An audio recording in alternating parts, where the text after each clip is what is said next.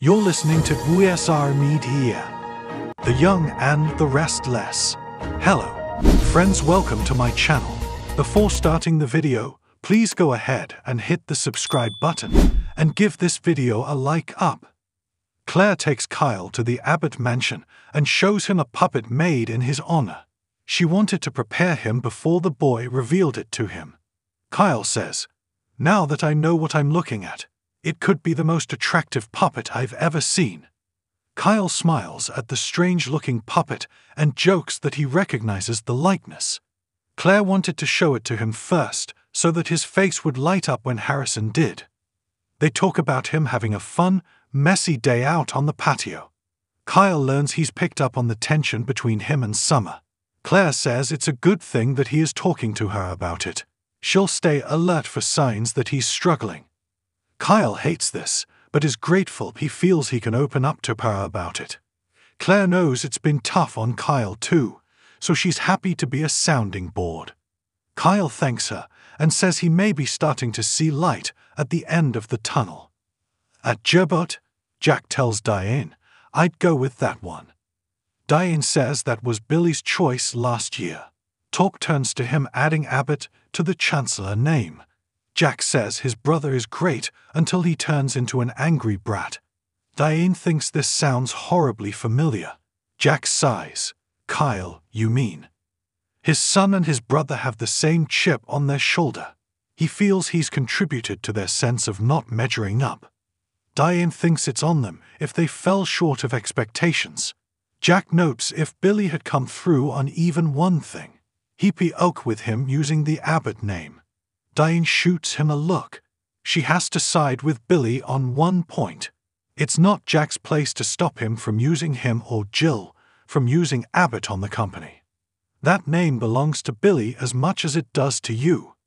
Jack says he never claimed ownership of the Abbott name, but his father's legacy means everything to him. He simply wants the name to be used in something that is worthy of its reputation. Diane dismisses Billy's claim that he didn't start his business expecting it to fail. Jack discusses his track record. He's not sure if he can help himself. Diane hopes he shocks everyone since she wants Kyle to return to Gerbot, and a packed C-suite appears to be an issue for their son. Jack does not need any more troubles. Diane cautions Victor of a potential clash. Victor cozying up to the people closest to him when he smells blood. They figure Kyle is knowingly working for Victor, the man who wants to take them all down. Jack says it makes him sick to even think about it, but they'd be naive not to consider the possibility. Diane feels it makes sense that Victor's the mastermind pulling the strings, but Kyle was angry at them and may just not want anything to do with them.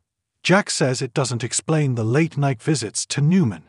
She's back to the theory that Victor owns Glissade.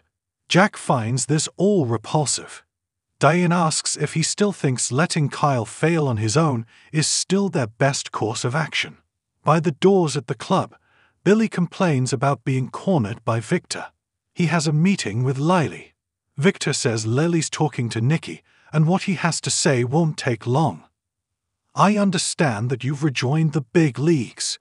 He says CEOs get together to talk business if he feels qualified and invites him to join him in the lounge. At the dinner, Lily asks Nikki whether she knows what Victor wants to tell Billy. Nikki is unable to explain why Victor does the things he does. Lily is especially sensitive because she and Billy share CEO duties. She prefers to be kept in the loop. Nikki thinks Victor feels so loyal to Chancellor because Catherine left it to him. Lily points out that he sold it to Jill. Nikki says he wouldn't have if he'd thought it would wind up in Billy's hands. Lily muses, "Yeah, I didn't think that was going to happen either when I signed on." Nikki wonders if the two of them can make things work this time around. Lily respectfully asks why she's so interested. In the jazz lounge, Victor tells Billy that the rumors he's planning to go after Chancellor are lies. Billy wonders why he's so testy. Are the rumors bothering him? Victor thinks his concerns are obsessive. Billy tells him he's not scared because he won't succeed. Victor chuckles that he has no use for Chancellor. Billy's not buying it. Victor alludes to getting lots of calls from people wondering what's going on at Chancellor. Billy says it's Abbot Chancellor. Victor muses, "Wow, you've no shame, brother. But you're very lucky that Laylee saved your ass." Billy doesn't need saving. Victor always wondered why Jill would hand him the reins. Billy says his mother believes he can lift the company to new heights. Victor asks if he's heard the rumors about her. In the dining area, Nikki tells Laylee how much she misses Catherine and how often she speaks with her. She hears her own response as well. She thinks of it as her company and is protective of it. Laylee takes her job as her successor seriously. Nikki understands this, and she knows Catherine would be overjoyed to see her at the helm. She is, nevertheless, concerned about Billy and Catherine's legacy. Lily reassures her. Nikki says if anyone can destroy what she's worked so hard to accomplish, it's Billy. She's secretly hoping that Laylee is the driving force of the company. Lily appreciates Nikki's faith in her and admires her. Nikki says she wouldn't want to see Laylee get blindsided by Billy's hubris. Laylee assures her she's seen the damage Billy can cause up close and personal, but she also knows what he's capable of. Nikki sees his potential. He just doesn't seem able to stay at the top when he gets there. Laylee will be keeping an eye on that, but explains that Chancellor is like a family business to her too. Jill and Catherine always made her feel so appreciated. She would never let Billy or anyone else weaken or tarnish her legacy. She cares way too much to let that happen. Nikki says, "Thank you, Laylee. That's exactly what I needed to hear." Victor asks Billy in the jazz lounge how his mother is doing. Billy said she's doing great and loving her free time. "You don't need to worry about the rumors, Victor." Victor asks him to quit circulating allegations about him going after Chancellor.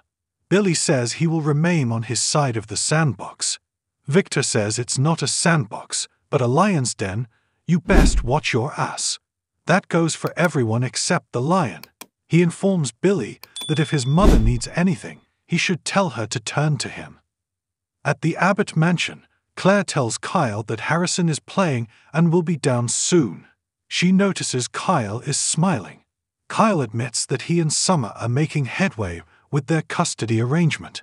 For now, it feels like he can actually breathe again. Claire is really impressed with both of them. It shows how much they care about Harrison. Kyle's not sure he can trust it, but it's a step in the right direction. He suddenly asks Claire, "Are you free for dinner?" He was thinking society. "Are you busy?" Claire says, "Yeah, no, not really." She was going to see if Katie and Johnny wanted to play a board game. Kyle could use her input making a critical decision about the houses the realtor sent over. Claire asks if he'll bring Harrison. Kyle planned to leave him with Mrs. Martinez. Claire is addicted to real estate listings and excited to help. Kyle asks, "Can I assume that's a yes for dinner?" Claire says, "Absolutely. Kyle, you picked the perfect person for this." Kyle grins, "Absolutely." At Jobot, Jack no longer believes that allowing Kyle to fail is the best option if Victor is on the other side of the curtain. He will not allow that man to join in their son's downward spiral. Diane says they need to get back in Kyle's good graces. He needs their assistance whether he recognizes it or not.